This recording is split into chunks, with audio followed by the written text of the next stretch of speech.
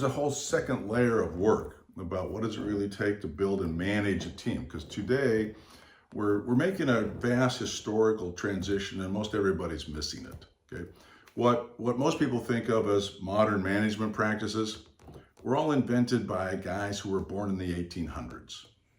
They were designed to be effective for Henry Ford and his peers, right? And we've missed the fact that we're just not living in that world anymore.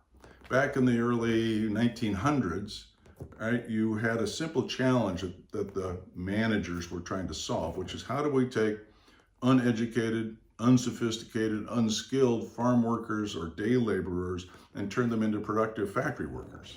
Yeah. And the solution they came up was pretty simple. Okay, first, de-skill the work. So you might have been a really wonderful craftsman who made wood panels and they went on carriages and so forth. Here you're going to put 5 bolts on Model T wheels all day, every day. Yeah. And if you don't want to do that, no problem, right? Because there was no social safety net in those days. Yeah. If you didn't work, you didn't eat. So you don't want to put bolts on Model T wheels? No problem. We got 50 guys who'd love to have that job. Okay. Well, so that enabled us to come up with management as supervision, right? Because the basic premise was work is drudgery. If they didn't have to do it, they wouldn't be here. Since they're not here volitionally, we can't trust them. So you have this lingering background set of assumptions that still kind of haunt us to today. Well, flash forward 100 years. We're not living in the industrial era anymore. In fact, industrial production is maybe 15 to 20% of our economy now. Yeah. We've transitioned into what we call the coordination era. Lots of people like to think of it as the knowledge era. No, knowledge is, useless per se. It's the coordination era. Coordination era is driven by coordination workers, right? These people are educated, sophisticated, agile, mobile, and they're not driven by survival. They're driven by 3 completely different things, right? Autonomy, mastery, and purpose, right? Now, you see this now, right? We've had this vast, rapid transition to remote work.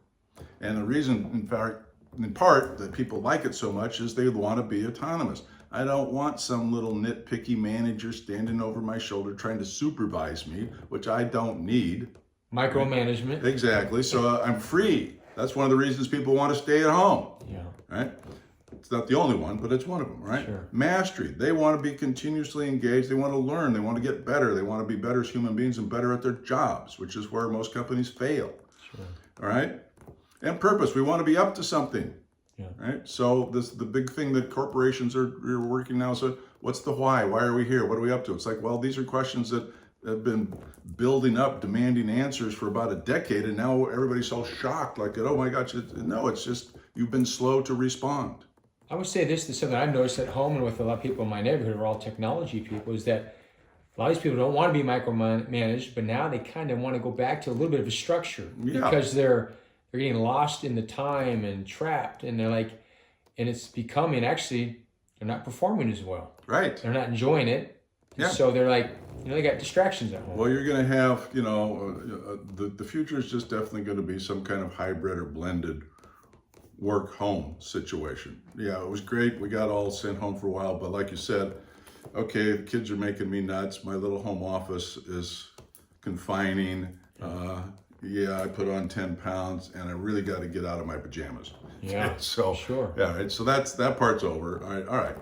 At the same time, I don't want to go back to the 9 to 5 dealing with the traffic, and that nitnoy manager is still there. So let's find a blend here. So where we were going here is management today isn't about supervision, right?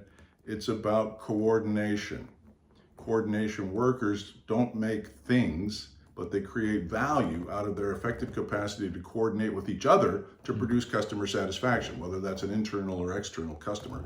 So management has to be about how do I enable my people to effectively coordinate? What resources do I need to provide and get out of the way? They don't need supervision. If you've done just basic level, if you have standards around how you want them to perform the job, that's fine, right? Keep an eye on that, but you don't need to be peering over people's shoulders. And we've got, in many cases, ridiculous reporting requirements, Oh, you man. know, and it's just insane. Nobody wants to do all this. I just want to get my job done. Okay, I want to make a difference. I want to see some result.